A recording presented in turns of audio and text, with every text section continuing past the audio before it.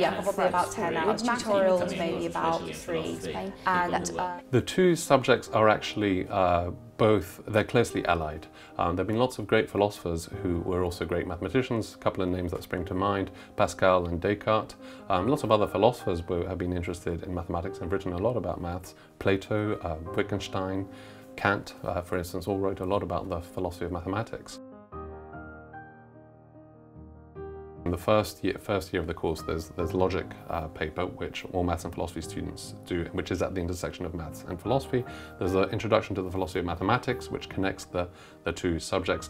And then in the third year, there's more philosophy of mathematics and there's logic as well. You have to do a combination of maths and philosophy, pretty much evenly split until the end of third year. So I wouldn't come expecting to drop one or the other very quickly. That's not going to happen. If you stay on for a fourth year, which you can, and quite a few students do, you have completely free choice. It's completely à la carte, and you can do any mathematics options you like, any philosophy options you like. I'd be prepared for a lot of very pure maths and a lot of very abstract thinking.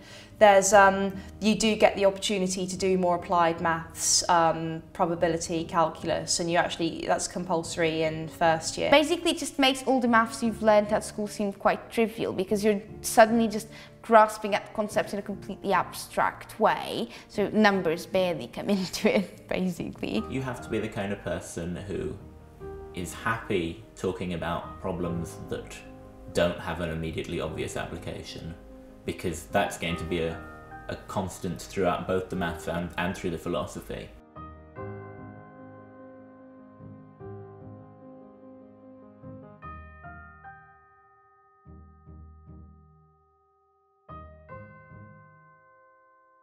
I normally have somewhere between maybe 5 and 8 lectures a week, because sometimes philosophy lectures are given in different terms to when you're actually having tutorials on the paper, so the number goes up and down a little. I did a philosophy thesis, so I did a philosophy thesis on the philosophy of maths. I think that actually maths has really helped my philosophy.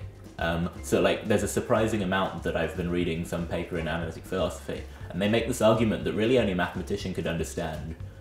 So I'm very glad I've got a sort of stronger mathematical background in doing philosophy.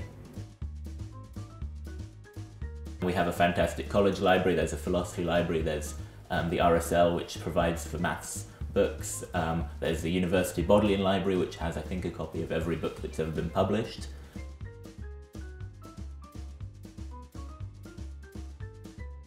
Oxford is the largest philosophy department in the English-speaking world, which means that any kind of philosophy that you're interested in, there'll be someone here to talk to. And in fact, there won't just be someone, there'll be half a dozen experts. It has the history. You keep coming across, especially in philosophy, people who are doing books like down the road from where you're studying. Oxford has very able and very motivated and very interested and interesting students, and being in this group with lots of other motivated students, I think is a great student experience. The main resource is probably just people, the tutors who you get to have and the other students you get to contact with, and also all the speakers that come to the university.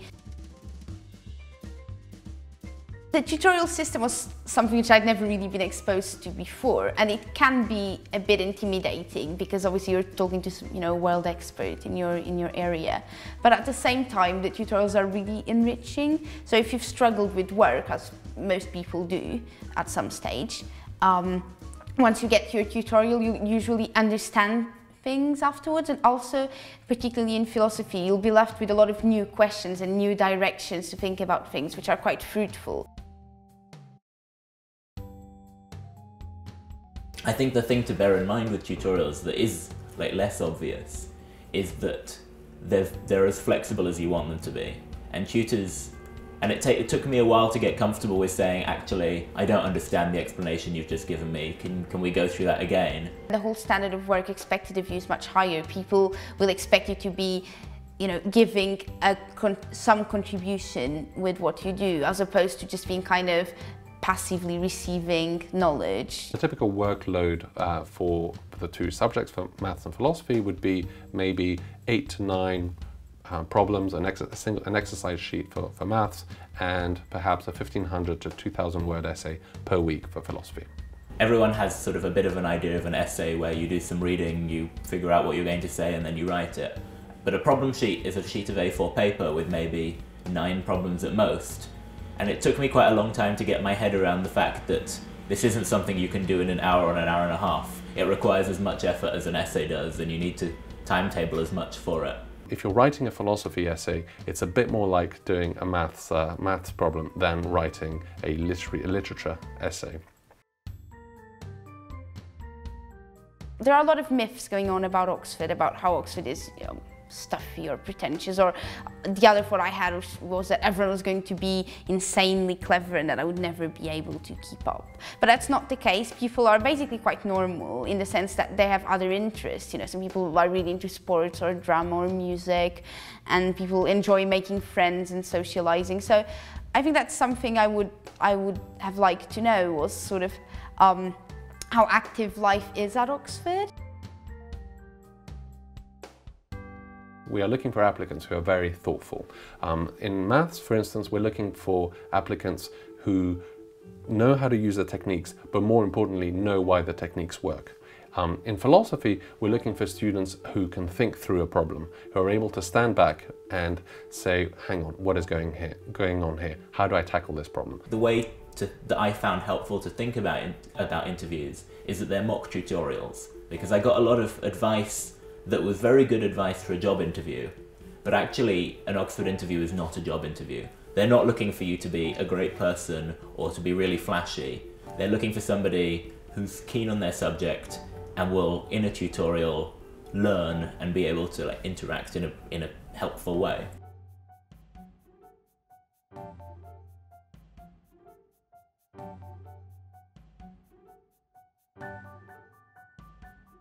The main virtue that I look for in candidates at the interview is open-mindedness. I think it's important for candidates to think. Speed is certainly not of the essence. The important thing is to absorb the question, think about it, reflect, ponder it, and come up with an answer. A lot of interviews will just take the form of a tutor introducing you to something that you've not seen before and seeing how you cope with it.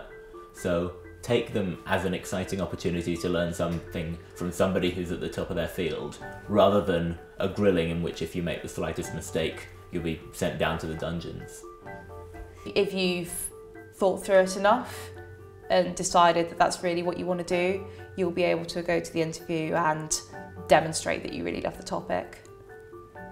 Do some reading. You don't have to know very much philosophy before coming up to interview or before applying to Oxford to read mathematics and philosophy, but it is helpful to know what the subject is like and have done some reading.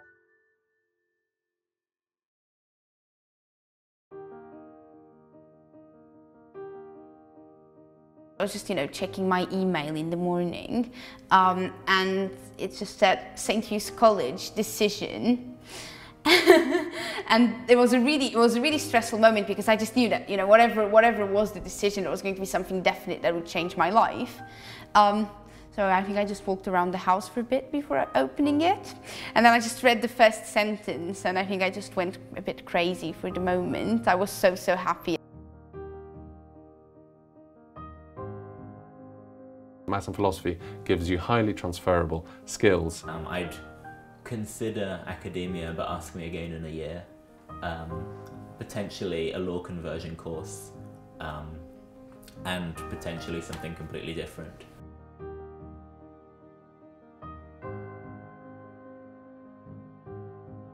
Our students do all sorts of things after graduating.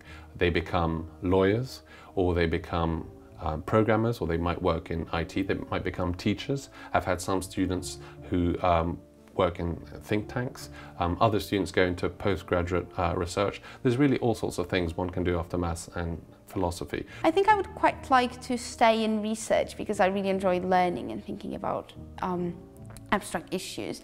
I'm not sure of exactly what area I would like to do research in. I'm quite interested in questions about the mind, but also in questions about ethics.